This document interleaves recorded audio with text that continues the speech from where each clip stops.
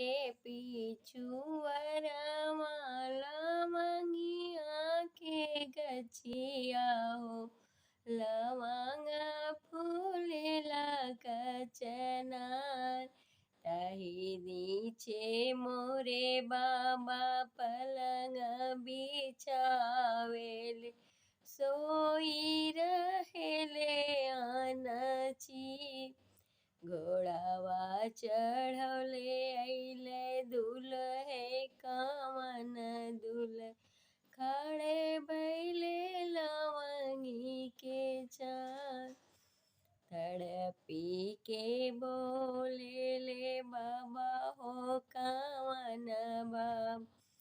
कवन बायन चोदवारे डड़िया ने वावेल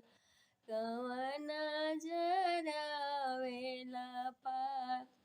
घर में से निकलेली बेटी हो कवन बेटी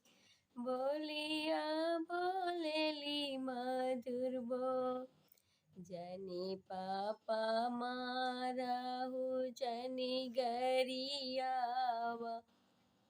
इत हवे दम दूतोहार मोरे पिछुअरमा लवंगिया के गछिया लवंग